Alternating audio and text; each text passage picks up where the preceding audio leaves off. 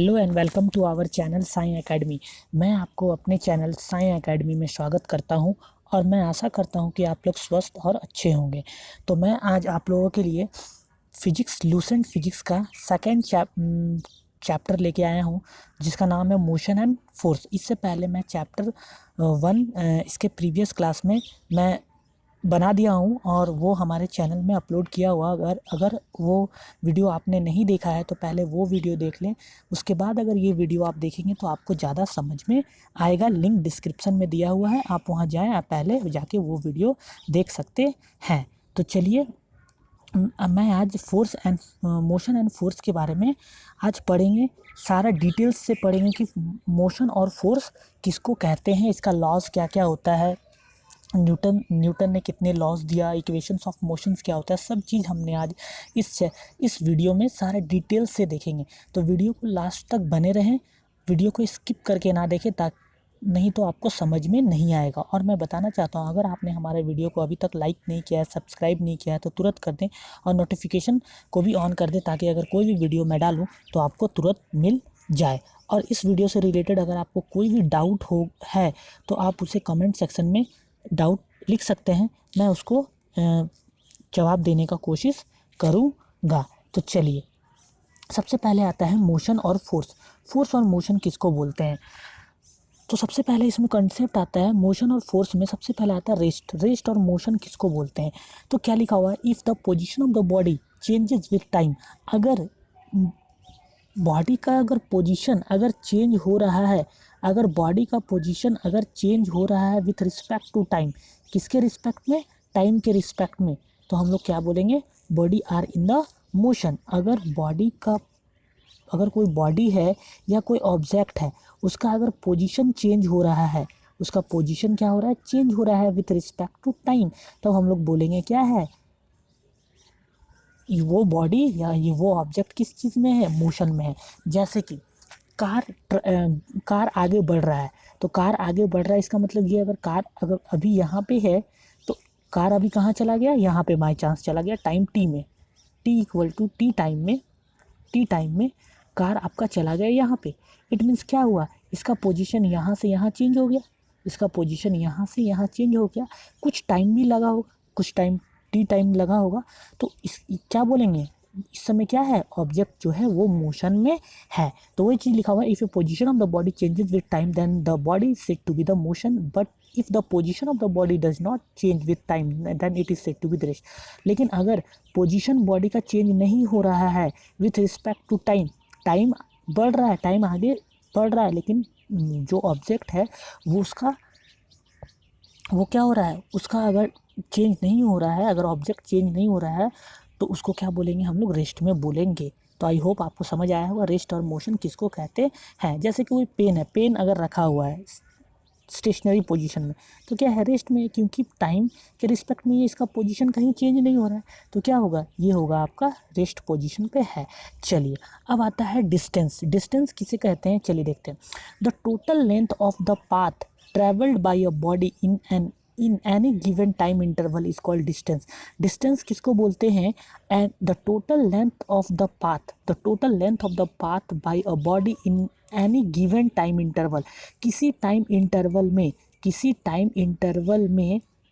Interval में अगर total distance travelled होता है तो उसको क्या बोलते हैं? डिस्टेंस। डिस्टेंस कहने का मतलब कि टोटल पाथ कवर्ड, जितना भी डिस्टेंस है उसको टोटल पाथ का कवर होना चाहिए, तब हम लोग उसको क्या बोलते हैं? डिस्टेंस बोलते हैं। तो क्या लिखा हुआ है? The total length of the path travelled by a body in any given time interval is called distance. In other word, distance is the total length between initial, या तो इसको आप क्या लिख सकते हैं? Total length. ये टोटल लेंथ होता है आपका क्या? इनिशियल एंड फाइनल पोजीशन पे। इनिशियल और फाइनल पोजीशन का टोटल लेंथ का जितना कवर हुआ उसको हम लोग क्या बोलेंगे? हम लोग बोलेंगे उसको डिस्टेंस बोलेंगे। ठीक है। अब आता है in other word, distance is a total length between the initial and the final position of the body in a particular interval of time without taking into account of direction of the motion. इसमें हम लोग direction से कोई भी मतलब है, उसको direction का कंसिड्रेशन हम लोग नहीं करते हैं। डिस्टेंस में डायरेक्शन का कोई भी कंसिड्रेशन नहीं होता है, तो उसको हम लोग क्या बोलेंगे, this is a scalar quantity. और आपका डिस्टेंस क्या होता है, distance is scalar quantity. Scalar quantity, अब स्केलर क्वांटिटी किसको बोलते हैं अभी हम लोग आगे देखेंगे। स्केलर क्वांटिटी और डिस्टेंस जो है वो कभी भी नेगेटिव नहीं हो सकता, कभी भी डिस्टेंस नेगेटिव नहीं हो सकता है। और इसका ऐसा यूनिट हमेशा मीटर में होगा। ऐसा यूनिट क्या होगा, मीटर में होगा। ऐसा यूनिट का मतलब हम प्रीवियस क्लास में ही बता दिए थे, standard unit of international system of unit. इसका स्टैंडर्ड यूनिट क्या होता है, मीटर होता है। चलिए, अच्छा अब आता है डिस्टेंस। डिस्प्लेसमेंट, डिस्टेंस समझ में आ गया। अब इसका एक एग्जांपल अभी हम लेते हैं, पहले डिस्प्लेसमेंट समझ लेते हैं, फिर दोनों का एक हम लोग एग्जांपल लेंगे। चलिए, डिस्प्लेसमेंट क्या होता है, the least distance executed by a body between initial and final position. ये क्या होता है, लीस्ट डिस्टेंस। ये लीस्ट डिस्टेंस होता है इनिशियल और फाइनल पोजीशन का। Least distance between initial and final position, least distance between initial and final position, initial and final position. ये लीस्ट डिस्टेंस एग्जीक्यूट करता है initial and final position of A straight line motion in A definite direction. इन एक straight line motion में in definite direction is called a displacement. इसमें direction क्या होना चाहिए, definite होना चाहिए। लेकिन अभी हम लोग डिस्टेंस में क्या बोले, without taking the consideration of direction. Direction का उसमें कोई भी कंसिडरेशन नहीं होता है, लेकिन इसमें एक डिफिनिट स्ट्रेट लाइन मोशन और डिफिनिट डायरेक्शन में होना चाहिए। इसको हम लोग क्या बोलते हैं, इसको क्या बोलते हैं हम लोग, डिस्प्लेसमेंट बोलते हैं। अच्छा, डिस्प्लेसमेंट तो आपका वेक्टर क्वांटिटी होता है, और डिस्प्लेसमेंट क्या हो सकता है, वो स्केलर क्वांटिटी होता था डिस्टेंस, ये वेक्टर क्वांटिटी होता है। और डिस्प्लेसमेंट में भी पॉजिटिव, लेकिन डिस्टेंस क्या होता था, डिस्टेंस हमेशा पॉजिटिव होता था। लेकिन डिस्प्लेसमेंट जो होता है वो पॉजिटिव भी हो सकता है, नेगेटिव भी हो सकता है, और जीरो भी हो सकता है। ये तीनों में से कुछ भी हो सकता है। चलिए, तो डिस्टेंस और डिस्प्लेसमेंट दोनों चीज़ आपको समझ में आ गया। चलिए, अब हम लोग एक एग्जांपल इसका लेते हैं। जैसे कि हम लोग अभी यहाँ पे हैं, पॉइंट ए है, ये पॉइंट बी है, ठीक है। पॉइंट ए है, ये पॉइंट बी है, ये दोनों के बीच का डिस्टेंस है, मान लीजिए 100 मीटर का डिस्टेंस है। तो एक बॉडी है जो ए से बी गया और फिर बी से ए आया है। एक बॉडी है वो ए से बी और फिर बी से ए आया है। तो इसका हम लोग को निकालना है डिस्टेंस क्या होगा, और हम लोग को इसका निकालना है डिस्प्लेसमेंट क्या होगा। दोनों चीज़ हम लोग को इसमें निकालना है। तो कैसे कैसे निकालेंगे, चलिए देखते हैं। तो कैसे कैसे निकालेंगे, अभी मैं क्या बोला, ए और बी, ए और बी। डिफिनेशन में अभी मैंने क्या सीखा है कि distance is the total length part covered by the body. यानी ए से बी गया तो 100, यहाँ से अगर यहाँ गया तो ये कितना डिस्टेंस ट्रैवल किया, 100 मीटर ट्रैवल किया। फिर अगर बी से ए आया तो फिर 100 डिस्टेंस ट्रैवल किया। तो ये टोटल मिला के कितना हो गया, 200 मीटर। तो इसका डिस्प्लेसमेंट कितना हो गया, सॉरी डिस्टेंस कितना हो गया, 200 मीटर डिस्टेंस इसका हो गया। लेकिन अगर हम लोग क्या बोलेंगे, डिस्प्लेसमेंट क्या हुआ, तो डिस्प्लेसमेंट क्या होता है, least distance between initial and final position. Least distance यानी कि ये यहाँ से यहाँ 100 मीटर गया, फिर आके यहाँ से फिर यहीं पे आ गया। यानी कि लिस्ट इनिशियल और फाइनल पोजीशन क्या है इसका, यहीं पे है। इनिशियल और फाइनल पोजीशन, इनिशियल पोजीशन भी यहीं से स्टार्ट किया था और फाइनल पोजीशन भी यहीं से स्टार्ट किया था। ये दोनों के बीच का डिस्टेंस क्या है, ठीक है, कुछ नहीं है, जीरो है। तो इसका डिस्प्लेसमेंट क्या हो जाएगा, जीरो हो जाएगा, ठीक है।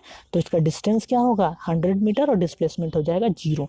क्यों, क्योंकि ये डिस्प्लेसमेंट का डिफिनेशन ये भी होता है, the distance between the initial and the final position of the body, ठीक है। या तो ये भी हो सकता है least distance execute by the body between initial और फाइनल पोजीशन के बीच में लीस्ट डिस्टेंस क्या होगा, लीस्ट डिस्टेंस क्या होगा उसी को हम लोग बोलते हैं क्या, उसी को हम लोग क्या बोलेंगे, उसी को हम लोग बोलेंगे डिस्प्लेसमेंट, ठीक है। तो डिस्टेंस और डिस्प्लेसमेंट आई होप आप लोगों को समझ में आ गया होगा, ठीक है। चलिए, अब चलते हैं हम लोग आगे, वेलोसिटी के बारे में अब पढ़ते हैं कि वेलोसिटी किसको बोलते हैं। ये सब एकदम बेसिक है, डिस्टेंस, डिस्प्लेसमेंट, वेलोसिटी, ये सब बेसिक्स है। इसके बाद हम लोग इससे रिलेटेड कुछ एप्लीकेशंस देखेंगे, ठीक है। चलिए, इफ़ द बॉडी क्या लिखा हुआ, if a body going in a different fix direction, अगर कोई बॉडी है वो जा रहा है एक डिफरेंट फिक्स डायरेक्शन में, during its straight line motion changes its position in unit time. तो क्या लिखा हुआ है, इसका कहने का मतलब है if a body going in A definite direction, एक डिफिनिट फिक्स डायरेक्शन में कोई बॉडी मूव कर रहा है during in straight line motion, ये जो स्ट्रेट ड्यूरिंग, जब ये स्ट्रेट लाइन में मोशन कर रहा है तो इस समय क्या हो रहा है, चेंजेस इस पोजीशन, इसका पोजीशन चेंज हो रहा है यूनिट टाइम में, कितना इसका पोजीशन चेंज हो रहा है, वही चीज़ हम लोग बोलते हैं इसका वेलोसिटी। तो इसको अदर डिफिनेशन इसका ये भी हो सकता है, द वेलोसिटी यहाँ से लिया हुआ है, क्या दिया हुआ है, the velocity of the body is the rate of change of its position in a fix direction. क्या लिखेंगे, rate of change of velocity, rate of change of velocity, rate of change of velocity, rate of change of velocity, क्या लिखा, दस the velocity of the body is the rate of change of, the rate of change of, sorry क्या होगा, the velocity of the body is the rate of change of its position, क्या होगा, rate of change of its position, rate of change of its position, rate of change of its position, किस rate से इसका position change हो रहा है, जब straight line motion जब हो रहा है तो उस समय किस रेट से इसका पोजीशन चेंज हो रहा है, उसी को हम लोग बोलते हैं वेलोसिटी। ठीक है, अच्छा वेलोसिटी क्या हो सकता है, वेलोसिटी कौन सा क्वांटिटी होता है, velocity is a vector quantity, velocity is a vector quantity, ये वेक्टर क्वांटिटी होता है। और वेक्टर क्वांटिटी और स्केलर क्वांटिटी हमने प्रीवियस क्लास में हमने देख लिया था, जिसका मैग्नीट्यूड और डायरेक्शन होता है वो वेक्टर क्वांटिटी होता है, और स्केलर क्वांटिटी में क्या होता है, जो कि सिर्फ मैग्नीट्यूड पे डिपेंड करता है, उसके डायरेक्शन से कोई भी डिपेंड नहीं होता है, जिसका जिसका मैग्नीट्यूड होता है डायरेक्शन नहीं होता है तो वो स्केलर होता है, जिसका मैग्नीट्यूड और डायरेक्शन दोनों होता है वो वेक्टर होता है, मैं प्रीवियस क्लास में वो बता दिया हूँ। ठीक है, चलिए अब क्या होता है, ऐसा यूनिट इसका क्या होता है, मीटर पर, हाँ इसका ऐसा यूनिट क्या होता है, मीटर पर सेकेंड, मीटर पर सेकेंड इसका ऐसा यूनिट होता है, एंड इट्स वैल्यू में भी, अच्छा वेलोसिटी भी क्या हो सकता है, पॉजिटिव हो सकता है, नेगेटिव हो सकता है और जीरो हो सकता है, तो ये भी इंपॉर्टेंट है, वेलोसिटी में भी पॉजिटिव, में भी नेगेटिव, में भी जीरो। ठीक है, क्योंकि इसका डायरेक्शन पे ये क्या करता है, इसका डायरेक्शन होता है किसी डायरेक्शन में, तो डायरेक्शन के कारण तो ये नेगेटिव डायरेक्शन, पॉजिटिव डायरेक्शन, किसी भी डायरेक्शन में ये मूव कर सकता है, इसीलिए ये इसका पॉजिटिव, नेगेटिव और जीरो वेलोसिटी हो सकता है। अब एवरेज वेलोसिटी, ये इंपॉर्टेंट है, एवरेज वेलोसिटी किसको बोलते हैं, चलिए तो एवरेज वेलोसिटी देखते हैं। एवरेज वेलोसिटी किसको बोलते हैं, average velocity is defined as the total distance travel by the, average velocity किसको बोलते हैं, total distance by total time elapsed, total time elapsed, यानी कि टोटल डिस्टेंस, जितना डिस्टेंस ट्रैवल्ड हुआ और कितना टाइम लगा, कितनी डिस्टेंस ट्रैवल करने में कितना टाइम लगा, टोटल, टोटल, लेकिन इसमें टोटल लिखना है, जितना टोटल डिस्टेंस ट्रैवल्ड हुआ और टोटल टाइम एलैप्स्ड कितना हुआ, जब दोनों को डिवाइड कर देते हैं तो इसको हम लोग क्या बोलते हैं, एवरेज स्पीड निकल जाता है। ठीक है, एवरेज स्पीड निकल जाता है। ठीक है, अब जैसे कि हम एक एग्जांपल ले रहे हैं, एक एग्जांपल सिंपल सा ले रहे हैं, ये बहुत इंपॉर्टेंट है, इसको अच्छा से समझना है। चलिए यहाँ पे एक पॉइंट जीरो है, यहाँ पे पॉइंट मान लीजिए पी है। ठीक है, अब इसका यहाँ से यहाँ तक का डिस्टेंस मान लीजिए, हम लोग मान लिए एक्स है, यहाँ से यहाँ का डिस्टेंस मान लीजिए एक्स। अच्छा, जब वो पॉइंट से जब इधर से मान लीजिए कोई ऑब्जेक्ट इधर से इधर जा रहा है तो उसका स्पीड कितना है, s1, उसका स्पीड कितना है s1, लेकिन जब इधर से इधर गया तो उसका स्पीड कितना है s2, जब रिवर्स आ रहा है, बैक आ रहा है तो उसका स्पीड कितना हो गया s2। ठीक है, तो अब एवरेज स्पीड हम लोग इस कंडीशन में एवरेज स्पीड क्या होगा हम लोग को निकालना है, तो चलिए देखते हैं। ठीक है, फिर से हम बता रही है फिगर, एक पॉइंट ओ है, एक पॉइंट पी है, इस दोनों के बीच का डिस्टेंस x मीटर है, या x मीटर मान लेते हैं।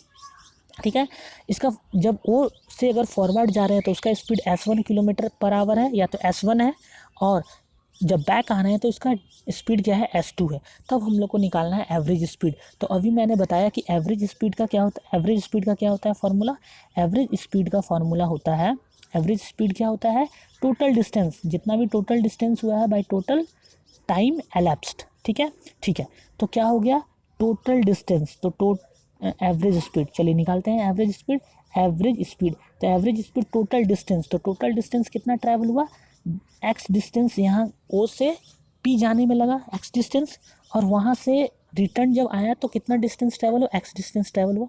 ठीक है, हो गया। तो ये टोटल डिस्टेंस हो गया। अच्छा, टोटल डिस्टेंस हो गया। अब निकालना है टोटल टाइम। तो टाइम इक्वल टू क्या लिख सकते हैं, टोटल टाइम क्या हो जाएगा, T1 + T2।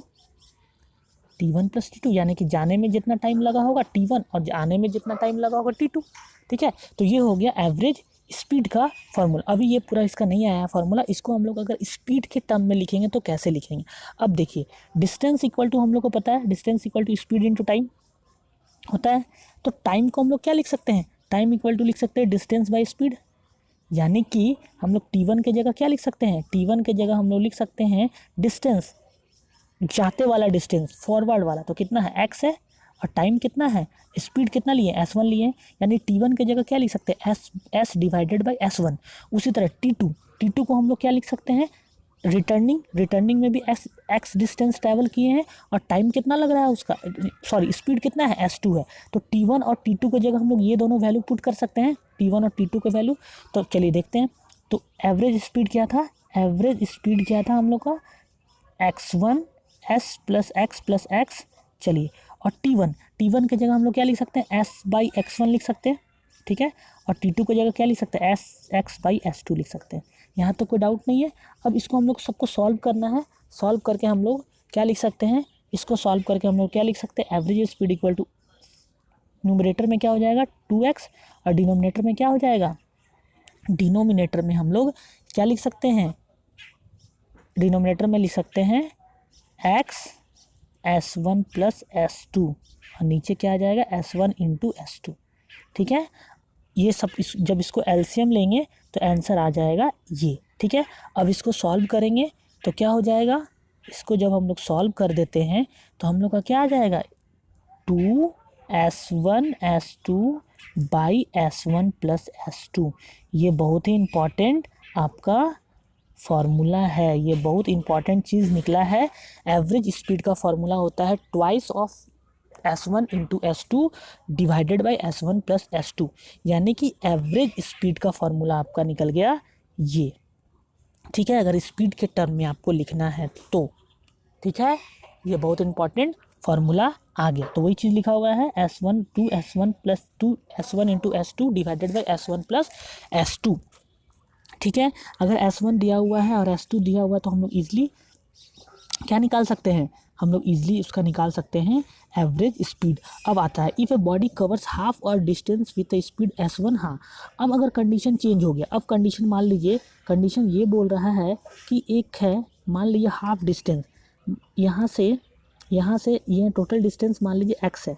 ठीक है, यहाँ है O, यहाँ है P, ये हाफ डिस्टेंस ट्रैवल किया, हाफ मतलब यहाँ से यहाँ कितना, x/2 डिस्टेंस ट्रैवल किया है S1 स्पीड से, और अगला हाफ डिस्टेंस ट्रैवल किया है S2 स्पीड से। ठीक है, S2 स्पीड से, यानी ये B है, यानी O से B डिस्टेंस कितना होगा, x/2, क्योंकि पूरा डिस्टेंस x है तो हाफ डिस्टेंस x/2, वो कितना स्पीड से किया, S1 स्पीड से, और हाफ डिस्टेंस को x/2 को किस स्पीड से ट्रैवल किया, S2 स्पीड से। तो इसका एवरेज स्पीड क्या होगा, तो इस समय इसका एवरेज स्पीड हो जाता है, क्या हो जाएगा, S1 + S2/2, S1 + S2/2, जो कि यहाँ पे आया हुआ है S1 + S2/2।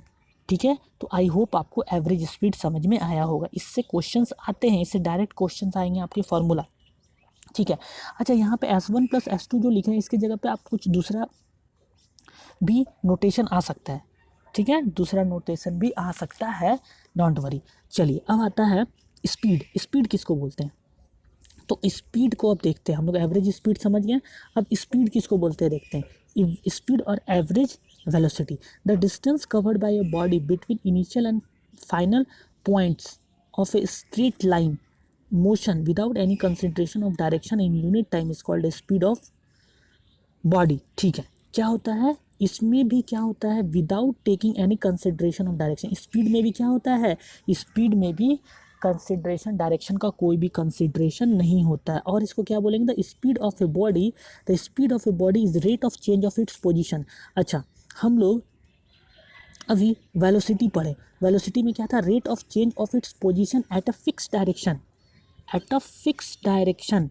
लेकिन स्पीड में क्या होगा, rate of change of it's rate of change of its position, speed क्या है बोलते हैं rate of change of its position, इसमें डायरेक्शन पे कोई डिपेंडेंसी नहीं होता है, rate of change of position only, ठीक है, पोजीशन तक ही होगा, इसमें एट ए फिक्स डायरेक्शन नहीं होगा। तो वही चीज़ लिखा हुआ है, the speed of a body is the rate of change of its position, ये किस रेट से इसका पोजीशन चेंज कर रहा है, फिक्स डायरेक्शन में नहीं, इसमें डायरेक्शन का कंसिडरेशन नहीं होता, किस रेट से पोजीशन का चेंज हो रहा है बस, ठीक है, दैट्स इट, कोई डायरेक्शन का इसमें बात नहीं होगा। ये क्या होता है, ये आपका स्केलर क्वांटिटी होता है, ठीक है, ये स्केलर क्वांटिटी होता है, और इसका ये स्केलर क्वांटिटी होता है, और इसको क्या लिख सकते हैं, इसका ऐसा यूनिट इसका भी क्या होता है, मीटर पर सेकेंड स्क्वायर होता है। तो डिस्टेंस और वेलोसिटी और डिस्टेंस समझ में आ गया। वेलोसिटी में क्या होता है, उसमें डिस्टेंस का कंसिडरेशन होता है, लेकिन इसमें क्या होता है, डिस्प्लेसमेंट में क्या होता है, वेलोसिटी में क्या होता है, आपका डायरेक्शन का कंसिडरेशन होता है, लेकिन डिस्टेंस में आपका डायरेक्शन का कंसिडरेशन नहीं होता है। अब आता है एवरेज वेलोसिटी, जैसे एवरेज स्पीड हम लोग पढ़े ना, उसी तरह एवरेज वेलोसिटी होगा। तो एवरेज वेलोसिटी में जैसे उसमें टोटल डिस्टेंस होता था, तो इसमें क्या हो जाएगा, total displacement upon total time, इसमें होगा total displacement upon total time, total displacement upon total time. चलिए अब आता है, यही लिखा हुआ है total displacement upon total time. अब चलते हैं आगे, इंस्टेंटेनियस वेलोसिटी। इंस्टेंटेनियस वेलोसिटी किसको बोलते हैं, चलिए देखते हैं। इंस्टेंटेनियस का मतलब होता है किसी भी पॉइंट पे वेलोसिटी निकालना, किसी भी रैंडम अगर कोई पॉइंट है उस पर कितना उसका वेलोसिटी, इंस्टेंटेनियस कोई फिक्स नहीं है, किसी भी पॉइंट पे, ठीक है। तो क्या लिखा, if a body moves in such A way, if a body moves in such a way that his average velocity measured for the number of different, क्या लिखा हुआ है, एवरेज वेलोसिटी उसको क्या नापा गया, number of measured for a number of different times, average velocity numbers of times उसको measure किया गया, ठीक है। किसी भी बॉडी का आपका average velocity number of times measure किया गया है, number of different times interval does not turn out to be constant and the body is said to be moving, और वो क्या है, कांस्टेंट नहीं है, क्या लिखा हुआ है, not turn to be a constant and the body is said to be the moving with a variable velocity, और बॉडी क्या होता है, अगर वो कांस्टेंट नहीं है तो वेरिएबल स्पीड से घूम रहा है, वेरिएबल वेलोसिटी से घूम रहा है, तो then the velocity of the body in any given instant of time, तो किसी भी इंस्टेंट ऑफ टाइम पे जो हम लोग वेलोसिटी मेज़र करते हैं उसी को हम लोग इंस्टेंटेनियस वेलोसिटी कहते हैं। इसका कहने का मतलब क्या है, इंस्टेंटेनियस वेलोसिटी कहने का मतलब कोई बॉडी अगर मूव कर रहा है एन एवरेज वेलोसिटी, और उसका जो वेलोसिटी है वो मेज़र हम लोग नंबर्स ऑफ टाइम्स कर रहे हैं, ठीक है, नंबर्स ऑफ टाइम्स कर रहे हैं, और वो क्या है, not turn to be the constant, और वो कांस्टेंट नहीं है, उसका वेलोसिटी क्या कांस्टेंट नहीं है। तो किसी भी टाइम पे जब हम लोग वेलोसिटी मेज़र करते हैं तो उस टाइम को हम लोग क्या बोलते हैं, उस वेलोसिटी को हम लोग क्या करते हैं, इंस्टेंटेनियस वेलोसिटी। चलिए अब आता है मोस्ट इंपॉर्टेंट, एक्सेलरेशन। अब एक्सेलरेशन क्या आता है, अगर वेलोसिटी समझ आ गया होगा तो आपको एक्सेलरेशन भी समझ में आ जाएगा, अगर वेलोसिटी समझ में आ गया तो एक्सेलरेशन भी समझ में आ जाएगा। तो चलिए एक्सेलरेशन देखते हैं कि एक्सेलरेशन किसको कहते हैं, एक्सेलरेशन किसको कहते हैं। तो एक्सेलरेशन क्या है, the rate of change of velocity of a body is called acceleration of the body. अब वेलोसिटी हम लोग पढ़ लिए, वेलोसिटी क्या होता है, rate of change of its position at a fix direction, fix direction में, किसी फिक्स डायरेक्शन में किस रेट से उसका पोजीशन चेंज हो रहा है उसको हम लोग क्या बोलते हैं, वेलोसिटी बोलते हैं, ठीक है। अब एक्सेलरेशन क्या बोलते हैं, the rate of change of velocity, अब वेलोसिटी किस रेट से चेंज हो रहा है, वेलोसिटी किस रेट से चेंज हो रहा है, इसको हम लोग बोलते हैं एक्सेलरेशन, इसको बोलते हैं एक्सेलरेशन, क्या बोलते हैं, एक्सेलरेशन। जैसे कि हम एक सिंपल सा एग्जांपल देते हैं, जैसे कि अगर कोई बॉडी वन है, ये बॉडी वन है जो 20 मीटर पर सेकेंड स्पीड से ये मूव कर रहा है, कोई बॉडी टू है, ठीक है, मतलब कि मान लीजिए कोई एक बॉडी है या कोई, चलिए कार ही ले लेते हैं, पहले वो 20 मीटर पर सेकंड के स्पीड से चल रहा था, फिर उसका वेलोसिटी मान लीजिए 40 मीटर पर सेकंड के स्पीड से चल रहा था, ठीक है, पहले 20 मीटर पर सेकंड के स्पीड से वो उसका वेलोसिटी था, अब उसका वेलोसिटी क्या हो गया, 40 मीटर पर सेकंड के स्पीड से वो चल रहा है। अच्छा, अगर ये 20 से 40 आने में उसको कुछ ना कुछ तो टाइम लगा होगा, स्पीड बढ़ने में 20 मीटर पर सेकेंड स्पीड से 40 मीटर पर सेकेंड स्पीड अचीव करने में कुछ ना कुछ तो टाइम लगा होगा। ठीक है, अगर मान लेते हैं वो टाइम है 5 सेकेंड, 5 सेकेंड में 20 मीटर से 40 मीटर आपका डिस्टेंस क्या हुआ, वो अचीव कर लिया, स्पीड अचीव कर लिया 40 से 20 से 40। तो अब एक्सेलरेशन कितना होगा, तो अभी हम क्या बोले, rate of change of velocity. तो वेलोसिटी, ये इनिशियल वेलोसिटी ये था, फाइनल वेलोसिटी क्या था 40 था। तो किस रेट से चेंज हो रहा है, तो किस रेट से चेंज हुआ, सबसे पहले कितना चेंज हुआ ये, तो चेंज निकालने के लिए पहले क्या करेंगे, फाइनल माइनस इनिशियल। तो फाइनल इसका कितना था 40 मीटर पर सेकंड और इनिशियल कितना था 20 था। तो क्या लिखेंगे, आपका लिखेंगे एक्सेलरेशन, क्या लिखेंगे 40 माइनस 20, ये हो गया आपका एक्सेलरेशन। इतना ही चेंज आया होगा, यानी कितना है उसका इस वेलोसिटी में चेंज हो गया 40 माइनस 20। किस रेट से, रेट मतलब कि कितने टाइम में हो रहा है, 5 सेकेंड में हो रहा है। तो क्या करेंगे 20 बाई आ जाएगा 5, यानी 5 4 जा 20, 4 मीटर पर सेकेंड स्क्वायर, क्योंकि एक्सेलरेशन का यूनिट क्या होता है, मीटर पर सेकेंड स्क्वायर। तो एक्सेलरेशन क्या हो जाएगा 4 मीटर पर सेकेंड स्क्वायर। इसका मतलब, कहने का मतलब है कि 1 मिनट में उसका कितना स्पीड वेलोसिटी बढ़ रहा है, 4 मीटर। 4 मीटर, 1 मीटर में उसको 4 मीटर पर सेकेंड का स्पीड क्या हो रहा है, वेलोसिटी इंक्रीज हो रहा है।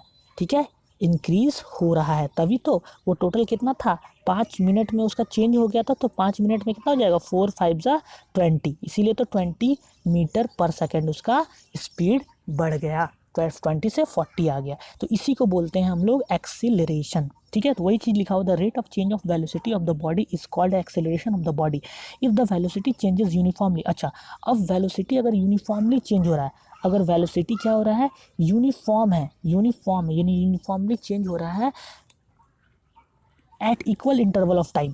जैसे मान लीजिए इक्वल इंटरवल ऑफ टाइम है, मान लीजिए 5 मिनट, फिर 5 मिनट, फिर 5 मिनट, फिर 5 मिनट, यानी इक्वल इंटरवल ऑफ टाइम में वेलोसिटी चेंज हो रहा है, कांस्टेंट वेलोसिटी चेंज हो रहा है, यूनिफॉर्मली है। तो उस समय हम उसको क्या बोलेंगे uniform acceleration. If the velocity changes uniformly at the equal interval of time then body is said to be the acceleration. अच्छा, अब इसमें आता है, अभी जो हम लोग ये केस लिए थे, क्या लिए थे, I1 इनिशियल वेलोसिटी 20 मीटर पर सेकेंड, और I2 क्या लिए थे, I2 लिए थे 40 मीटर पर सेकेंड। तो इसमें क्या हो रहा है, इसमें एक्सेलरेशन होगा, टाइम कितना लगा था 5 सेकेंड। अच्छा, तो इसमें स्पीड बढ़ रहा है या घट रहा है, इसमें स्पीड घट रहा है। तो जिसमें स्पीड घटता है तो उस टाइप के एक्सेलरेशन को हम लोग क्या बोलते हैं, उस टाइप के एक्सेलरेशन को क्या बोलते हैं, एक्सीलरेटेड मोशन, उसको क्या बोलते हैं एक्सीलरेटेड, उसको क्या बोलते हैं, the body is said to be accelerated. लेकिन कभी कभी ऐसा भी तो हो सकता है कि इनिशियल वेलोसिटी क्या है 40 मीटर पर सेकेंड है, क्या है 40 मीटर पर सेकेंड है, और फाइनल वेलोसिटी क्या हो गया 20 मीटर पर सेकेंड हो गया। ऐसा भी तो हो सकता है कि स्पीड क्या हो रहा है, स्पीड डिक्रीज हो, ऐसा भी तो हो सकता है कि स्पीड उसका क्या हो रहा है, डिक्रीज हो रहा है। तो जब वेलोसिटी डिक्रीज होता है तो उसको हम लोग क्या बोलते हैं, रिटार्डेड मोशन बोलते हैं, रिटार्डेड या तो डी एक्सेलरेशन। एक्सेलरेटेड में क्या करेंगे, डी ई लगा देंगे, तो उसको क्या बोलते हैं, डी एक्सेलरेटेड। ये भी इंपॉर्टेंट है, जब स्पीड बढ़ता है तो एक्सेलरेटेड होता है, जब स्पीड घटता है, वेलोसिटी घटता है तो रिटार्डेड होता है या डी एक्सेलरेटेड होता है। ठीक है, चलिए, acceleration is a vector quantity, ये भी इंपॉर्टेंट है। एक्सेलरेशन आपका क्या है, this is a vector quantity. Acceleration क्या है, वेक्टर क्वांटिटी है, और इसका ऐसा यूनिट क्या होता है, ऐसा यूनिट होता है मीटर पर सेकेंड स्क्वायर। ठीक है, मीटर पर सेकेंड स्क्वायर। चलिए, यहाँ तक तो आ गया। अब आता है मोस्ट इंपॉर्टेंट पार्ट, ये मैथमेटिकली इसको समझ आ जाएगा तो इससे हम लोग 2 चीज़ निकालेंगे। अगर ये समझ आ जाएगा तो हम इससे 2 बहुत ही इंटरेस्टिंग चीज़ निकालेंगे। चलिए देखते हैं क्या है। अभी हमने क्या बोला, एक्सेलरेशन को क्या बोलते हैं, rate of change of velocity, rate of change of velocity, rate of change of velocity. ठीक है, अगर इसको मैथमेटिकली लिखेंगे तो कैसे लिख सकते हैं, मैथमेटिकली टर्म में लिखना रहेगा तो एक्सेलरेशन इक्वल टू लिख सकते हैं D by D T. D by D T का ही मतलब तो हुआ कि किस रेट से वेलोसिटी चेंज हो रहा है, लिख सकते हैं। ठीक है, कोई दिक्कत वाली बात नहीं है। चलिए, अभी हमने पढ़ा v इक्वल टू क्या होता है, rate of change of its position, किस रेट से पोजीशन चेंज हो रहा है, यानी x आपका पोजीशन है, डिस्टेंस है, ठीक है। तो v इक्वल टू क्या होगा, dx/dt, ठीक है। अब ये v को हम लोग यहाँ पुट करते हैं, v को हम लोग यहाँ क्या पुट करते हैं, यहाँ पे पुट करते हैं और देखते हैं क्या होता है। तो क्या हो जाएगा, एक्सेलरेशन इक्वल टू dv/dt, तो क्या लिख सकते हैं, d/dt अपॉन v को क्या लिख सकते हैं, dx/dt, ठीक है। तो ये क्या हो जाएगा, d²x/dt², ये डिफ्रेंशिएशन है जो कि 11 क्लास में है, ये टॉपिक है। तो एक्सेलरेशन को हम लोग ऐसे भी लिख सकते हैं, डबल डिफ्रेंशिएशन। जब हम लोग ये भी इसको ऐसे भी बोल सकते हैं, जब हम लोग वेलोसिटी को डबल डिफ्रेंशिएट यानी कि 2 बार डिफ्रेंशिएट कर देते हैं तो हम लोग को क्या निकल जाता है, वो हम लोग का निकल जाता है एक्सीलरेशन, ठीक है। तो ये समझ में आ गया, ये आ गया। अब एक्सेलरेशन का वैल्यू क्या है, d²x/dt², ये आ गया। चलिए, अब अगर हम क्या कर सकते हैं, if the any body moves with a constant velocity, अगर कोई बॉडी है उसका वेलोसिटी कांस्टेंट है, यानी कि उसको क्या लिख सकते हैं, dv/dt क्या होगा, 0। अब ये 0 आया क्यों, कभी भी अगर हम लोग डिफ्रेंशिएशन किसी कांस्टेंट टर्म का डिफ्रेंशिएशन करते हैं तो उसका वैल्यू 0 आता है। यानी कि अगर फिर से बता रहे हैं, अगर किसी कांस्टेंट टर्म को अगर डिफ्रेंशिएट करते हैं तो हम लोग क्या होता है, वो हो जाता है कांस्टेंट, वो 0 हो जाता है। और ये dv/dt क्या होगा, एक्सेलरेशन था। इसका मतलब क्या हम लोग को मिला, बहुत ही इंटरेस्टिंग चीज़ मिला, यानी कि अगर कोई ऑब्जेक्ट कांस्टेंट स्पीड से चल रहा है, कांस्टेंट वेलोसिटी से चल रहा है, तो उसका एक्सेलरेशन 0 होगा। उसका एक्सेलरेशन क्या होगा, 0 होगा। अगर कोई भी ऑब्जेक्ट अगर कांस्टेंट वेलोसिटी से मूव कर रहा है तो उसका एक्सेलरेशन होगा 0, उसका एक्सेलरेशन होगा 0, ठीक है। तो वही लिखा हो, if any body moves with a constant velocity, then acceleration equal to क्या होगा, dv/dt इक्वल टू 0। कांस्टेंट अगर कांस्टेंट वेलोसिटी से जा रहा है तो dv/dt क्या हो जाएगा, 0 हो जाएगा। अभी बताएं, क्योंकि v तुम्हारा कांस्टेंट है, v कांस्टेंट है तो कांस्टेंट का डिफरेंशिएशन 0 होता है, तो उस समय एक्सेलरेशन क्या हो जाएगा, 0 हो जाएगा। तो बहुत इंपॉर्टेंट चीज़ है, अगर कोई कांस्टेंट वेलोसिटी से मूव करता है तो उसका एक्सेलरेशन 0 हो जाता है, ठीक है। एक कंडीशन और हो सकता है, क्या कंडीशन हो सकता है, अगर मान लीजिए वेलोसिटी अगर 0 है, यानी कि वेलोसिटी 0 कब है, यानी कि रेस्ट में है, ऑब्जेक्ट मूव नहीं कर रहा है तो उसका वेलोसिटी कितना है, 0 है, ठीक है। तो चलिए इसको भी देख लेते हैं, यानी कि एक्सेलरेशन को क्या लिख सकते हैं, dv/dt, और वेलोसिटी क्या है, 0 है, यानी कि अगर 0 का डिफ्रेंशिएशन करते हैं तो ऊपर भी हम लोग का 0 ही आएगा। अगर वेलोसिटी 0 है तो 0 का डिफ्रेंशिएशन हमेशा क्या होता है, डेरिवेटिव्स ऑफ 0 इज ऑलवेज 0। तो इसमें भी क्या हो गया, एक्सेलरेशन। इससे हमारा 2 इंटरेस्टिंग चीज़ निकला, बहुत ही इंपॉर्टेंट चीज़ निकला। चलिए देखते हैं क्या निकला। एक्सेलरेशन 0 कब हो सकता है, 2 कंडीशन में 0 हो सकता है। कौन कौन से कंडीशन में, पहला, जब वेलोसिटी आपका होगा कांस्टेंट, यूनिफॉर्म वेलोसिटी होगा या तो कांस्टेंट होगा, तब हो सकता है। नहीं तो दूसरा कंडीशन में क्या होगा, या तो ऑब्जेक्ट क्या है, ऑब्जेक्ट रेस्ट में हो, तभी एक्सेलरेशन 0 हो सकता है। 2 कंडीशन में होना चाहिए, या तो यूनिफॉर्म वेलोसिटी से मूव करना चाहिए, यानी कि कांस्टेंट होना चाहिए, वेलोसिटी क्या होना चाहिए, कांस्टेंट होना चाहिए यूनिफॉर्म वेलोसिटी से, या तो ऑब्जेक्ट यूनिफॉर्म वेलोसिटी से मूव करे या तो रेस्ट में रहे, दोनों में एक्सेलरेशन आपका 0 होगा, ठीक है। यहाँ तक समझ में आ गया। चलिए, तो वही लिखा हुआ है, thus an uniform motion acceleration does not exist. तो यूनिफॉर्म मोशन में क्या होता है, एग्जिस्ट वेलोसिटी एक्सेलरेशन एग्जिस्ट नहीं करता। अभी बताएं, यूनिफॉर्म मोशन में वेलोसिटी एग्जिस्ट नहीं करता है। If a body is in rest then obvious velocity does not exist. अच्छा, तो अभी बताएं सेकंड क्वेश्चन में क्या है, अगर बॉडी अगर रेस्ट में है तो वेलोसिटी एग्जिस्ट नहीं करेगा, तो इसमें नो एक्सेलरेशन होगा, तो इसमें भी नो एक्सेलरेशन होगा। तो 2 कंडीशन बताएं, एक्सेलरेशन 0 होने का कंडीशन 2 है। पहला कंडीशन क्या है, अगर वेलोसिटी यूनिफॉर्म मोशन में मूव कर रहा है, अगर यूनिफॉर्म मोशन में अगर मूव कर रहा है या तो रेस्ट में, दोनों कंडीशन में एक्सेलरेशन 0 होता है। अब आता है नेक्स्ट रिलेटिव वेलोसिटी। अब वेलोसिटी में रिलेटिव वेलोसिटी किसको बोलते हैं? The relative velocity of one body with respect to the another is the rate of change of displacement. अगर एक बॉडी का अगर हम लोग क्या लेंगे, the relative velocity of one body, अगर रिलेटिव वेलोसिटी कैसे निकालते हैं, दो बॉडी को जब हम लोग कंपेयर करते हैं तब हम लोग का क्या निकलता है, रिलेटिव वेलोसिटी निकलता है। तो वही लिख रहा है the relative velocity of one body with respect to another is the rate of change of displacement, यानी दोनों में किस रेट से डिस्प्लेसमेंट में चेंज हो रहा है, of one body respect to the another, यानी एक बॉडी के रिस्पेक्ट में दूसरे बॉडी में कितना डिस्प्लेसमेंट चेंज हो रहा है, किस रेट से डिस्प्लेसमेंट चेंज हो रहा है। एक बॉडी को अगर दूसरे बॉडी से कंपेयर करें तो किस रेट से वेलोसिटी, किस रेट से डिस्प्लेसमेंट चेंज हो रहा है, उसी को हम लोग बोलते हैं रिलेटिव वेलोसिटी। ठीक है, अब देखिए क्या है, अगर मान लीजिए वी ए और V V B the constant velocity of two bodies A और बी, ए और बी का कितना वेलोसिटी, ए का वेलोसिटी है वी ए और बी का वेलोसिटी है वी वी। ठीक है, ठीक है, वी वी है, ये symbolical represent velocity B with respect to A with relative velocity A with respect to B is expressed as. तो अगर हम लोग को लिखना है कि वेलोसिटी ऑफ, क्या लिखा हुआ है, then the relative velocity of b with respect to a and the relative velocity of a with respect to b, तो क्या क्या लिखेंगे, अगर relative velocity of a with respect to b, यानी कि a का वेलोसिटी क्या होगा किसके रिस्पेक्ट में, अगर b के रिस्पेक्ट में देखेंगे तो वेलोसिटी ऑफ a क्या होगा, तो उसको हम लोग कैसे लिखते हैं, ऐसे हम लोग डिनोट करते हैं। कैसे डिनोट कर, इसका कहने का ही मतलब ये हुआ कि velocity of a with respect to b।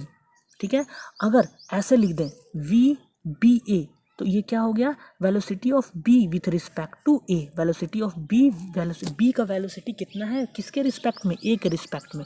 ठीक है, तो इसमें क्या क्या होता है, मैथमेटिकली देखा जाए तो V B A, velocity of B with respect to A का वैल्यू हम लोग कैसे करते हैं, V B minus V A, दोनों को माइनस कर देते हैं तो ये निकल जाता है, और वी ए बी उसी तरह वी ए बी करेंगे तो क्या हो जाएगा, V A minus V B, V A minus V B. तो यही होता है रिलेटिव वेलोसिटी। तो आई होप यहाँ तक समझ में आया होगा। तो यहाँ तक अगर समझ आ रहा है तो आप लोग इसको ज़्यादा से ज़्यादा लाइक करें, शेयर करें और सब्सक्राइब करें। ठीक है, चलिए अब चलते हैं आगे, इक्वेशन ऑफ मोशन। अब इक्वेशन ऑफ मोशन किसको बोलते हैं, मोशन तो पढ़ लिए, एक्सेलरेशन पढ़ लिए, रेस्ट पढ़ लिए, सारा चीज़ पढ़ लिए, वेलोसिटी पढ़ लिए, यूनिफॉर्म मोशन पढ़ लिए। अब इक्वेशन ऑफ मोशन, मोशन का कुछ कुछ इक्वेशंस भी होता है, और ये इक्वेशन ऑफ मोशन किसने दिया था, ये इक्वेशन ऑफ मोशन दिए थे गैलीलियो ने दिए, जो गैलीलियो ने थे, उसी ने ये चीज़ बताया था कि इक्वेशन ऑफ मोशन होता क्या होता है। इक्वेशन ऑफ मोशन चलिए देखते हैं। If a body describes a straight line motion with an initial velocity v in a time t covers a distance s with a uniform acceleration and finally acquires a velocity v, then applying the fundamental principle of classical Newtonian mechanics, Galileo derived the following equation which is called the kinematic equation of motion। तो अच्छा, equation of motion को kinematic equation of motion भी बोलते हैं। ये क्या है, अगर कोई बॉडी है वो स्ट्रेट लाइन मोशन फॉलो कर रहा है, इंपॉर्टेंट है, इसको ध्यान से समझना है। अगर एक बॉडी है वो स्ट्रेट लाइन मोशन मूव कर रहा है, उसका इनिशियल वेलोसिटी क्या है, u, इनिशियल वेलोसिटी क्या है, u, टाइम t में, कुछ टाइम t सेकेंड में, उसका टाइम t सेकेंड में कितना डिस्टेंस कवर कर लिया है, वो s डिस्टेंस कवर कर लिया। ठीक है, s डिस्टेंस कवर कर लिया with a uniform acceleration a, कितना एक्सेलरेशन से, एक्सेलरेशन a। ठीक है, और वो कितना उसका वेलोसिटी अचीव हो गया, वेलोसिटी v अचीव हो गया। तो ये सारा नोटेशन है, फिर से हम समझा रहे हैं। एक बॉडी है जो एक स्ट्रेट लाइन मोशन फॉलो कर रहा है, जिसका इनिशियल वेलोसिटी u है, कुछ टाइम t सेकेंड में वो कितना डिस्टेंस अचीव कर लिया, कुछ डिस्टेंस है s अचीव कर लिया विथ यूनिफॉर्म एक्सेलरेशन a, और उसका वेलोसिटी बढ़ के v हो गया। तो ये सब कंडीशन को लेते हुए, जिसमें u आपका क्या है, इस u को बोलते हैं इनिशियल वेलोसिटी, v को क्या बोलते हैं, फाइनल वेलोसिटी, a को क्या बोलेंगे, एक्सेलरेशन, t को क्या बोलेंगे, टाइम। ठीक है, t को क्या बोलेंगे, टाइम और एस को बोलेंगे डिस्प्लेसमेंट, एस को क्या बोलेंगे डिस्प्लेसमेंट। ठीक है, तो इसने 3 इक्वेशन दिए, गैलीलियो ने 3 इक्वेशन बताया। पहला इक्वेशन क्या बताया कि v equal to U plus A T, most important. ठीक है, सेकेंड इसने क्या बताया कि s equal to U T plus half A T square, और थर्ड में क्या है v square equal to U square plus 2as। ये 3 इक्वेशन गैलीलियो ने दिए। गैलीलियो जो है वो उसने 3 इक्वेशन को डिराइव किए, इसी को बोलते हैं इक्वेशन ऑफ मोशन। ठीक है, इक्वेशन ऑफ मोशन। हाँ, इसमें एक इक्वेशन ऑफ मोशन और है, क्या है वो, S N equal to U plus half A 2n-1, 2n-1। इसका कहने का मतलब अगर ये इक्वेशन से हम लोग को क्या निकलेगा कि अगर मान लीजिए कोई nth सेकेंड में उसका डिस्प्लेसमेंट कितना हुआ, डिस्टेंस कितना कवर्ड किया है, उसके लिए हम लोग ये फार्मूला निकालते हैं किसी nth सेकेंड में, यानी कि सेवन्थ सेकेंड कंप्लीट होने तक कितना डिस्टेंस वो ट्रैवल कर लिया। nth सेकेंड मतलब उस पर्टिकुलर nth सेकेंड में कितना डिस्टेंस ट्रैवल हुआ है, ये हम लोग को इस फार्मूला से निकलेगा। n का वैल्यू यहाँ क्या डालेंगे, nth सेकेंड में, तो उस पर्टिकुलर सेकेंड में कितना डिस्टेंस ट्रैवल हुआ उसका फॉर्मूला आपका ये होगा। अब ये हो जाता है आपका, यही है 4 इक्वेशन ऑफ मोशन। ठीक है, यही है 4 इक्वेशन ऑफ मोशन जिसने गैलीलियो साहब ने दिया था। चलिए, हाँ चलिए, ग्राफिकल रिप्रेजेंटेशन ऑफ मोशन। अब मोशन को कैसे हम लोग ग्राफिकली रिप्रेजेंट कैसे कर सकते हैं, ग्राफिकली यानी कि ग्राफ में कैसे मोशन को हम लोग रिप्रेजेंट करते हैं। तो इसमें 2 टाइप के मोशन हम लोग पढ़ेंगे, डिस्प्लेसमेंट टाइम ग्राफ और एक वेलोसिटी टाइम ग्राफ। एक डिस्प्लेसमेंट टाइम ग्राफ और एक वेलोसिटी टाइम ग्राफ, दोनों हम लोग ग्राफ पढ़ेंगे। चलिए, तो देखिए डिस्प्लेसमेंट टाइम ग्राफ किसको बोलते हैं, if the body moves with a uniform velocity then the displacement time graph is a straight line as shown in the figure. अगर डिस्प्लेसमेंट टाइम ग्राफ है, बनाते हैं, ये है डिस्प्लेसमेंट टाइम ग्राफ। इसमें क्या है, इधर हो जाएगा डिस्प्लेसमेंट, इधर हो जाएगा टाइम। ठीक है, ले लिए डिस्प्लेसमेंट टाइम ग्राफ। तो डिस्प्लेसमेंट टाइम ग्राफ में अगर बॉडी अगर यूनिफॉर्म वेलोसिटी से मूव कर रहा है, डिस्प्लेसमेंट टाइम ग्राफ में अगर वेलोसिटी अगर यूनिफॉर्म वेलोसिटी से मूव कर रहा है तो ये क्या होगा, ये होगा स्ट्रेट लाइन, ये होगा स्ट्रेट लाइन। तो ओरिजिन से क्या आता है, स्ट्रेट लाइन आता है। ठीक है, और क्या लिखा हुआ है, the slope of the gradient of straight line provide the speed. और इसका स्लोप जो है वो क्या बताता है, इसका जो स्लोप है वो बताएगा इसका स्पीड। तो θ1 है, ये θ2 है, ये θ3 है, यानी इसका स्लोप, यानी जिसका ज़्यादा स्लोप होगा वो क्या होगा, उसका स्पीड उतना ज़्यादा होगा। तो किसका स्लोप सबसे ज़्यादा है, इसका स्लोप सबसे ज़्यादा है आर का। तो स्पीड किसका ज़्यादा होगा, आर का स्पीड सबसे ज़्यादा होगा, उससे कम क्यू और उससे कम पी। तो स्पीड किसका ज़्यादा हो जाएगा, यहाँ पे लिखा हुआ है θ3 क्या होगा, ज़्यादा होगा θ2 से और θ1 से। ठीक है, ये होता है डिस्प्लेसमेंट टाइम ग्राफ। यानी कि इसमें क्या समझना है कि डिस्प्लेसमेंट टाइम ग्राफ में अगर वेलोसिटी यूनिफॉर्म वेलोसिटी है तो वो स्ट्रेट लाइन में आता है आपका ग्राफ। ठीक है, अब आता है, अब क्या आएगा, velocity time graph. Velocity time graph देखते हैं, अगर वेलोसिटी टाइम ग्राफ हम लोग बनाते हैं, वेलोसिटी टाइम ग्राफ, तो वेलोसिटी टाइम ग्राफ में क्या लिख दें, इधर हो गया टाइम, इधर हो गया आपका वेलोसिटी। ठीक है, तो वेलोसिटी टाइम ग्राफ में अगर ये एक्स एक्सिस है, ये वाई एक्सिस है, एक्स एक्सिस है, ये वाई एक्सिस है और ये ओरिजिन है। ठीक है, तो अगर वेलोसिटी टाइम ग्राफ में अगर कांस्टेंट वेलोसिटी, अगर if a body moves with a constant velocity, अगर कांस्टेंट वेलोसिटी से अगर मूव कर रहा है, वेलोसिटी टाइम ग्राफ में अगर कांस्टेंट वेलोसिटी या यूनिफॉर्म मोशन से अगर बॉडी मूव कर रहा है तो ये एक्स एक्सिस का क्या होगा, पैरेलल, एक्स एक्सिस का पैरेलल बनेगा, एक्स एक्सिस का पैरेलल बनेगा। इसका ग्राफ कैसे बनेगा, एक्स एक्सिस का पैरेलल, जैसे यहाँ पे लिखा हुआ है। तो वेलोसिटी टाइम ग्राफ में अगर यूनिफॉर्म मोशन है या तो कांस्टेंट वेलोसिटी और यूनिफॉर्म मोशन है तो इसका एक्स एक्सिस के पैरेलल बनता है इसका ग्राफ। इसी में वेलोसिटी टाइम ग्राफ में अगर यूनिफॉर्मली एक्सेलरेटेड मोशन है, अगर यूनिफॉर्म वेलोसिटी पढ़ लिए, यूनिफॉर्म वेलोसिटी और यूनिफॉर्म मोशन में रहेगा तो पैरेलल हो जाएगा, और यूनिफॉर्म एक्सेलरेशन होता है तब ये क्या हो जाएगा, तब हो जाएगा इसका स्ट्रेट लाइन होता है, ये स्ट्रेट लाइन हो जाएगा। ये टाइम है, ये वेलोसिटी है, ये ओरिजिन है, तो ये क्या हो जाएगा, ये हो जाएगा स्ट्रेट लाइन हो जाता है। ठीक है, चलिए, तो ये चीज़ दिया हुआ है, तो पढ़ लिए। ग्राफ में कितना होता है, दो टाइप का हम लोग पढ़े, एक वेलोसिटी टाइम ग्राफ, एक वेलोसिटी टाइम ग्राफ पढ़े और एक डिस्प्लेसमेंट टाइम ग्राफ पढ़े। चलिए अब चलते हैं आगे, टू डायमेंशनल मोशन। अब टू डायमेंशनल मोशन किसको बोलते हैं? If the motion of the body is describe in two dimensional coordinate. अगर दो डायमेंशनल में हम लोग उसको क्या करते हैं, दो डायमेंशनल में उसको रिप्रेजेंट करते हैं, लिखा हुआ वही है, if the motion of the body is describe in two dimensional coordinate axis in a rectangular coordinate axis then it is called two dimensional motion. अगर कोई भी मोशन को अगर क्या बोलते हैं, अगर मोशन को डिस्क्राइब टू डायमेंशनल कोऑर्डिनेट, अगर किसी भी मोशन को अगर टू डायमेंशनल मोशन में अगर उसको रिप्रेजेंट करते हैं तो वो क्या होता है, टू डायमेंशनल मोशन। जैसे कि सबसे बेसिक एग्जांपल सर्कुलर मोशन आपका टू डायमेंशनल मोशन है। ठीक है, फिर से projectile motion to dimensional motion है। ठीक है, अभी पढ़ेंगे सर्कुलर मोशन और प्रोजेक्टाइल मोशन, अभी दोनों हम लोग को कंप्लीट करना है। तो अब आता है सर्कुलर मोशन। अब सर्कुलर मोशन किसको बोलते हैं, चलिए देखते हैं सर्कुलर मोशन किसको बोलते हैं। क्या लिखा हुआ है, if a body describes its motion in a circular track और path then the motion is called circular motion. अगर बॉडी डिस्क्राइब कर रहा है motion on a circular track, अगर कोई मोशन को अगर हम लोग डिस्क्राइब कर रहे हैं सर्कुलर ट्रैक में, किसमें, सर्कुलर ट्रैक में, तो उस बॉडी को क्या बोलेंगे, then the motion is said to be the circular motion.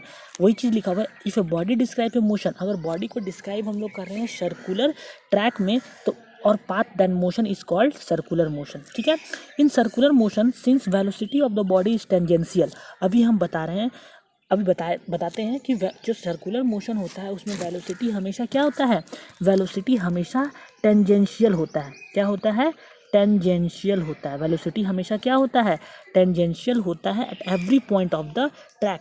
It direction क्या है, इट डायरेक्शन यहाँ लिखा हुआ, इट डायरेक्शन चेंजेस एवरीवेयर। इसका डायरेक्शन हमेशा क्या होता है, चेंज होता है।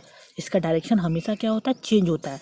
अब हम फिगर से समझाते हैं। सबसे पहले क्या बढ़े, सर्कुलर मोशन किसको बोलते हैं, सर्कुलर मोशन किसको बोलते हैं, if a body describes a motion in circular path और track then body is said to be the circular motion.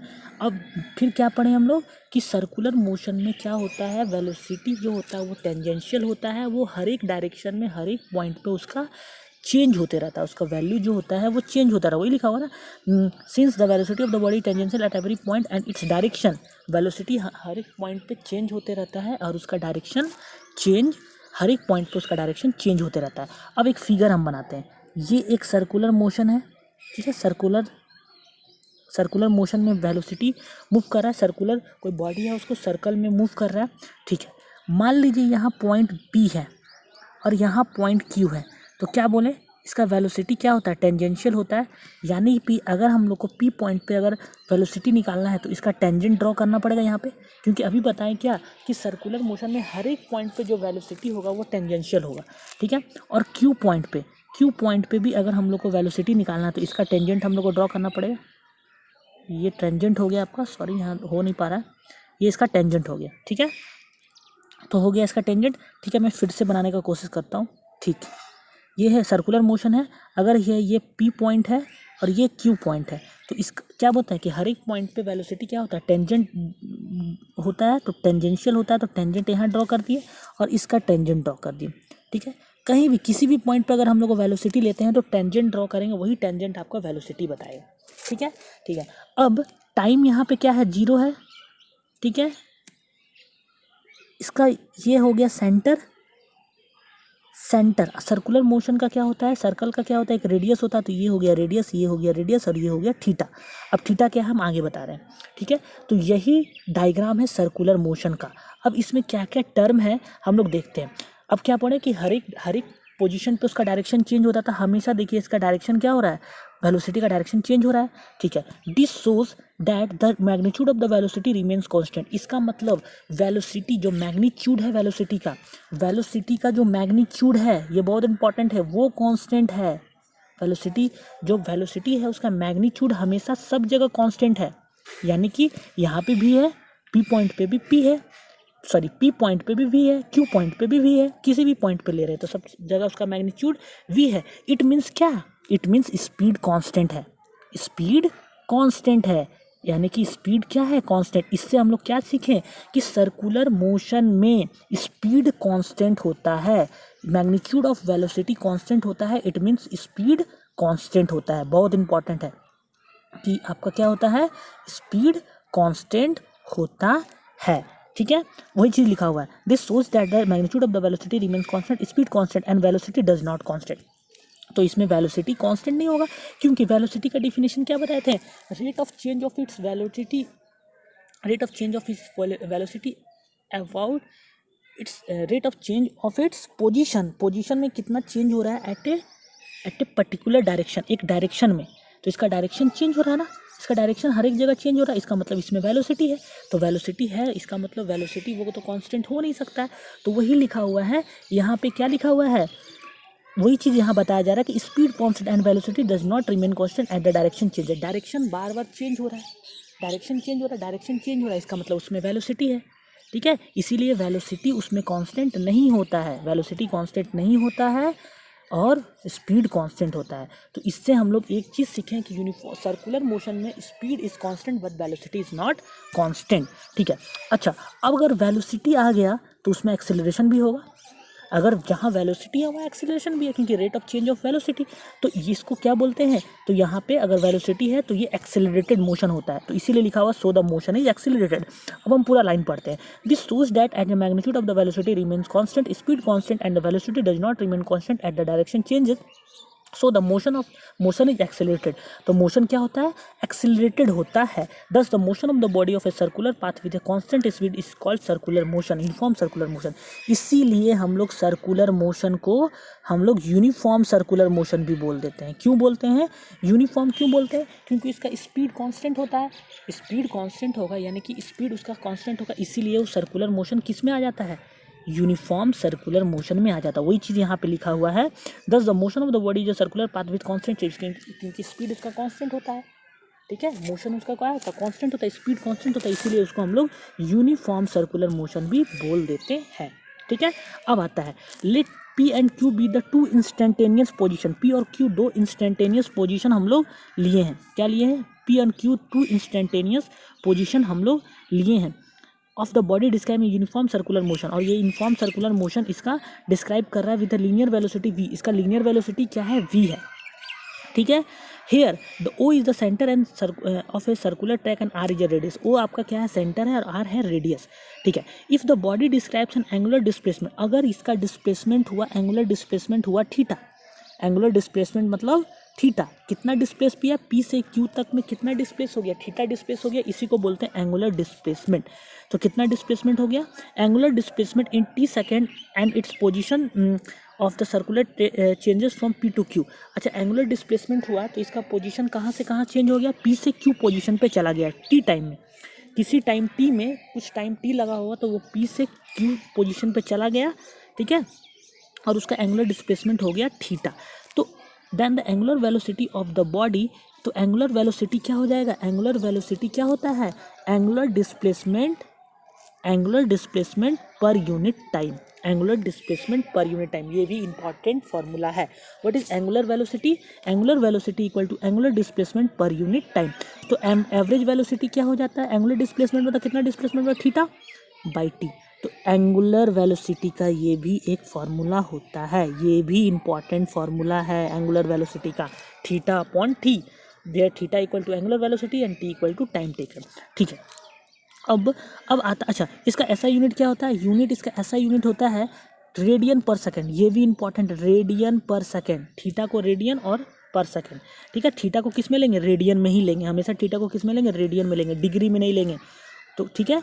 अब एंगुलर वेलोसिटी को हम लोग डिनोट करते हैं ओमेगा से, तो इसको ऐसे भी लिख सकते हैं, omega equal to theta upon T, और थीटा को क्या चीज में लिखेंगे, रेड, इसका यूनिट क्या होगा, रेडियन पर सेकेंड, तो omega equal to theta upon T होता है, ठीक है। तो एक फार्मूला तो निकल गया और एंगुलर वेलोसिटी का, ठीक है। अब चलते हैं आगे, if a body moves on a circular track on a and complete one revolution then the time taken for it is called time period. एक सर्कल में पूरा, अगर एक सर्कल को रोटेट करने में जितना टाइम लगता है उसी को हम लोग टाइम पीरियड बोलते हैं। तो time taken to complete one revolution is known as time period. तो टाइम वही लिखा हुआ है, जो time taken to complete one revolution is known as the time period. Time period किसको बोलते हैं? जितना टाइम लगता है एक रिवोल्यूशन कंप्लीट करने में उसी को टाइम पीरियड बोलते हैं। अच्छा, टाइम पीरियड का इन्वर्स होता है frequency. Time period is inversely proportional to frequency. ठीक है, तो हम लोग क्या लिख सकते हैं? ओमेगा का ये भी एक फॉर्मूला होता है 2π/t। 2π/t एक फार्मूला क्या लिखे? ओमेगा का फार्मूला क्या लिखे? θ/t। एक ये भी होता है 2π/t। अब देखिए, ओमेगा को हम लोग क्या लिख सकते हैं? 2π × 1/t, और 1/t को क्या लिख सकते हैं? फ्रीक्वेंसी के टर्म में। तो omega equal to 2πn, where n equal to frequency, और यहाँ पे क्या है? t equal to time period. तो अगर टाइम पीरियड के रिस्पेक्ट में अगर बोला जाएगा एंगुलर वेलोसिटी का निकालने के लिए तो 2π/t लिखेंगे। अगर फ्रीक्वेंसी के टर्म में लिखने के लिए बोला जाएगा तो 2πn लिखेंगे। ठीक है, तो ये भी दो फार्मूला होता है। तो टोटल एंगुलर वेलोसिटी का हम लोग कितना फार्मूला पढ़े? 3 फार्मूला पढ़े। एंगुलर वेलोसिटी का पहला फार्मूला पढ़े θ/t। क्या क्या फार्मूला पढ़े? θ/t। ठीक है, फिर ओमेगा का क्या लिखे? 2π/t, और एक फार्मूला पढ़े 2πn। ये 3 फार्मूला होता है एंगुलर वेलोसिटी का। ठीक है, चलिए अब आता है लीनियर वेलोसिटी। अब तो हाँ, तो चलिए अब देखते हैं लीनियर वेलोसिटी। लीनियर वेलोसिटी किसको कहते हैं? तो यहाँ पे लिखा हुआ है लीनियर वेलोसिटी। कहने का मतलब ये होता है कि लीनियर वेलोसिटी मतलब सरकमफ्रेंस ऑफ सर्कुलर ट्रैक। जो सर्कुलर ट्रैक होता है उसका सरकमफ्रेंस और टाइम टेकन, तो यही होता है लीनियर वेलोसिटी। तो सरकमफ्रेंस क्या होता है सर्कुलर ट्रैक का? लीनियर वेलोसिटी कहने का मतलब circumference of the circular track by time taken. तो सरकमफ्रेंस हम लोग को पता है, सर्कल का सरकमफ्रेंस कितना होता है? 2πr। तो 2πr कर दिए बाय टाइम टेकन, ये हो गया आपका लीनियर वेलोसिटी। Linear velocity. अच्छा, अब इसको हम लोग कैसे लिख सकते हैं? 2π और क्या लिख सकते हैं? 2π लिख सकते हैं, 2πr/t। इट मीन्स ये क्या है? r आपका क्या है? रेडियस है, t आपका टाइम पीरियड है। ठीक है, यहाँ तक लिख सकते हैं। अब हम इसको कैसे क्या कर सकते हैं? अभी हम लोग लिखे हैं 2πr/t। अच्छा, इसको ऐसे लिख सकते हैं 2π/t × r। अच्छा, अभी हम लोग पढ़े 2π/t को हम लोग क्या लिख सकते हैं? 2π/t को हम लोग लिख सकते थे एंगुलर वेलोसिटी। लिखे ना, अभी 2π/t को लिख सकते हैं टाइम पीरियड के टर्म में एंगुलर वेलोसिटी × r। तो इससे भी एक बहुत ही इंपॉर्टेंट हम लोग का रिलेशन क्या निकला कि linear velocity equal to angular velocity × radius. ये भी एक इम्पॉर्टेंट फॉर्मूला है।